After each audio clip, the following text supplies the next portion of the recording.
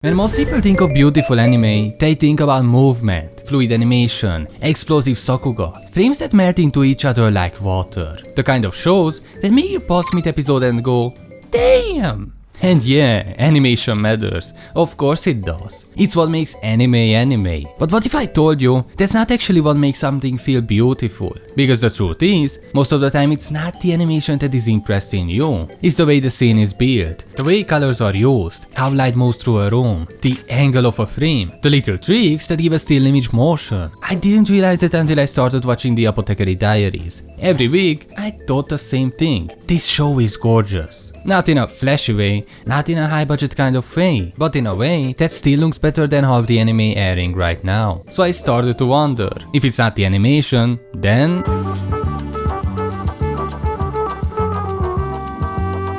Before the camera moves, before anyone even says a word, something else is already doing the heavy lifting. It's not flashy, you might not even notice it, but it's the thing that makes the scene feel beautiful, even when nothing is happening.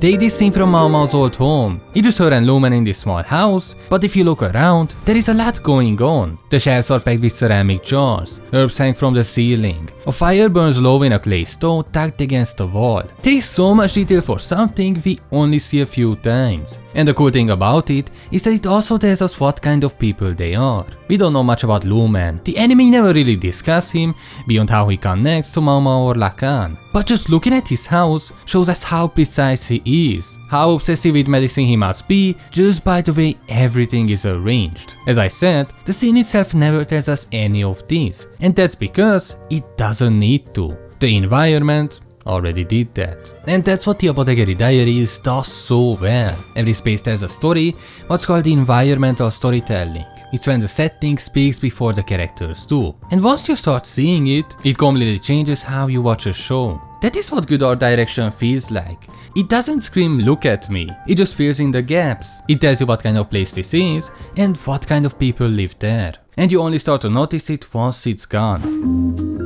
You see, back in 2020, I watched an anime called Plunderer, simply because I really liked how the poster looked, but the anime itself was nothing like that. Sure, the character designs were solid, but that's kind of where the good things ended. It's one thing for the story to be incredibly boring, but what made it so much more irritating was that everything looked ugly. Like, I still clearly remember watching an episode where 90% of the background was just blue sky and green grass. There was nothing else to it, and it pissed me off so much. I still watched all the episodes for some reason.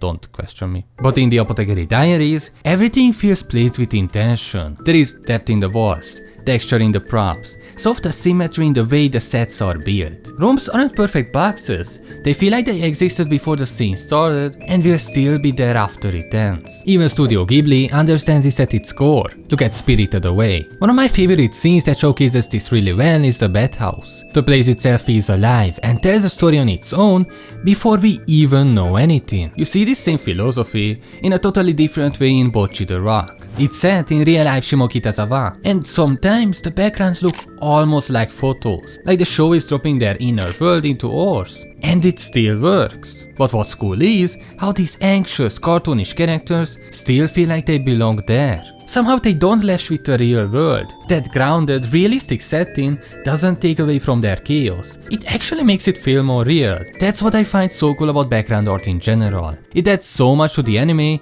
especially when a lot of effort goes into it. It can take the story in so many different directions, and express things like how the characters feel, or what their lives are like, all without saying a word. The same philosophy applies to the characters too, because in the Apothecary Diaries, characters aren't plopped onto a background. They belong to the world, and they use a really smart visual trick to do this.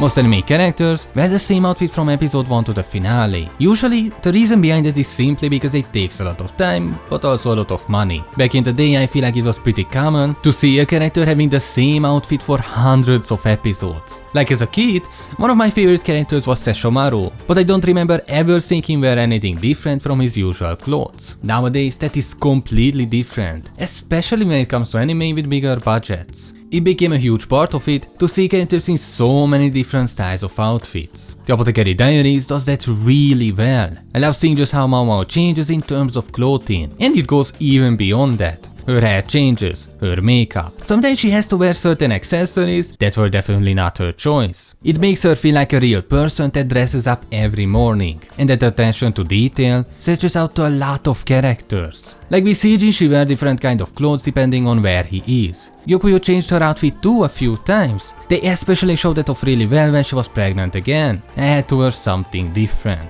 All of these make the world feel more unique, even if it's such a small thing. So when people say this show looks good, what they are really reacting to is intention. Even when you are not paying attention to it, the background is doing work. It's setting the tone. Even the clothes are doing storytelling here. All of it works together to sell a world that feels designed. But even the best designed world will fall flat if the camera doesn't know where to look. So how do you turn a still drawing? That's where the director comes in. Someone decides what the camera sees, where it's pointed, how close we are, what's shown, and what's left out. And one of the biggest things that shapes what we see is composition. It decides what's in focus, what's off to the side, where your eye lands. And the Apothecary Diaries is a masterclass in understanding that. There is a shot of Jinshi I really love. He's sitting alone in his room, lit only by the moonlight, framed against this wide window. The obvious thing to do would be to have him centered, but instead, he's off to the side. What you see there is called negative space. The point of it is, in this scene at least, is to make him look small and far away, someone stuck in his own thoughts. And this scene does that brilliantly. Just that one small way of framing says everything without a single word. Or there is this other scene that plays with composition in a different way. We have Mao Mao and Gyokuyo talking just outside the palace. They are watching as another consort is leaving. The consort had been pretending to be a ghost, so she wouldn't be touched by the emperor or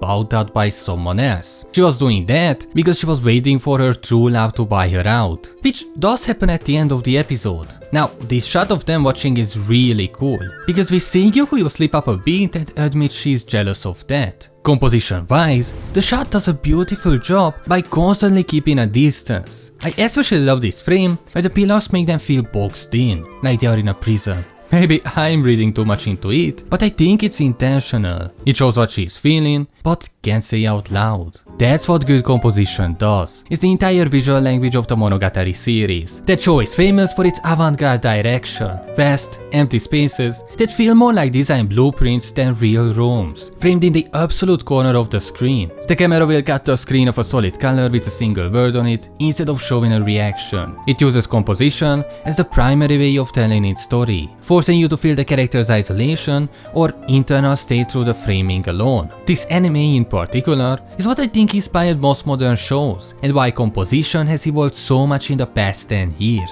Now, the other thing that elevates all of this to another level is actually something really simple. In animation, lighting isn't just a glow effect. It's completely hand-painted, which means it's intentional in every single shot. It's not following the laws of physics, it's following the mood. Warm light feels nostalgic, cool lighting feels tense, harsh shadows feel dangerous, soft ones feel safe.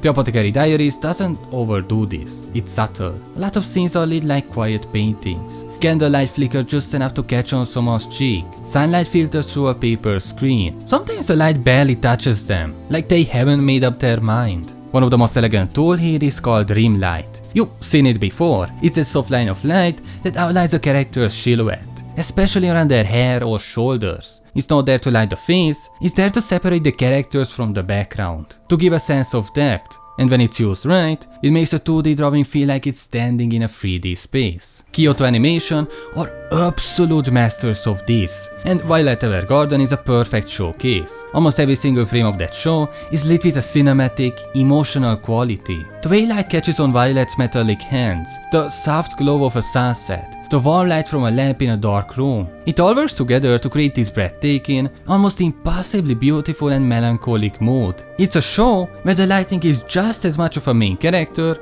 as Violet is. And again, this is all happening in shots where almost nothing is moving. You don't need to animate 24 frames per second when your shot is already doing the work. Good composition and lighting can hold a moment. That's why when people say this show feels cinematic, it's not because the scenes are fast or flashy, it's because they are composed like film. It's the kind of show that knows exactly where to put the camera, and more importantly, when to stop moving it. Compare that to a lot of modern action anime, where the camera is constantly cutting, zooming, shaking, flying around characters in mid-fight. It looks impressive, but it's exhausting, and when every shot is trying to impress you, none of them stick. In the Apothecary Diaries, stillness is the point. The camera waits, gives you time to read the frame. So if so much of the scene is still, this is where post-processing comes in. Honestly, this is the secret sauce behind a show like Demon Slayer. People constantly praise its god-tier animation, but a huge part of what makes these iconic moments so breathtaking isn't just the character movement. It's the masterful layer of digital post-processing with all the bullets on top, the water effects of Tanjiro's attacks, the electricity of Zenitsu's. Those aren't traditional drawings. They layer effects, lighting, particles, stacking detail until it hits like magic to create that spectacular cinematic feel. The Apothecary Diaries uses the same tricks, and we'll break it down into 3 big parts to explain what it actually contains. The first, and probably most commonly used, is depth of field. You've seen it in movies all the time. The foreground is sharp, the background is soft and blurry. It draws your attention exactly where it needs to go. Obviously, in anime there isn't a real lens to do that, but they replicate it in such a high quality way that it gives a flat image the illusion of physical space. The second is color grading. It's basically used to make everything feel unified, like it's one big shot instead of a bunch of separate ones. Maybe the shadows shits cooler, maybe the highlights push warmer. Something like Orb did that brilliantly last year, an anime that wasn't particularly well animated. But the post-processing elevated it to another level where you didn't even notice the lack of movement. The third and final piece that ties it all together is particles, tiny flecks of dust in a sunbeam, steam rising from a cup, a breeze that rustles nothing but air. These little ambient effects don't draw attention to themselves. They are not trying to impress you. They are just there to subtly elevate a fight scene or make a still image feel like it's moving, even if it just steam from a cup. When it comes to anime, there is so much more to what makes it feel special than just the animation. So if you ever found yourself watching a show like the Apothecary Diaries and thinking, wow, this is beautiful, even when nothing is really happening, now you know why. If you love when a world feels real, not just in how it looks, but in how it's built, click here for my video on how some of the best anime master the art of world building. Thanks for watching, like, subscribe, and I'll see you next time.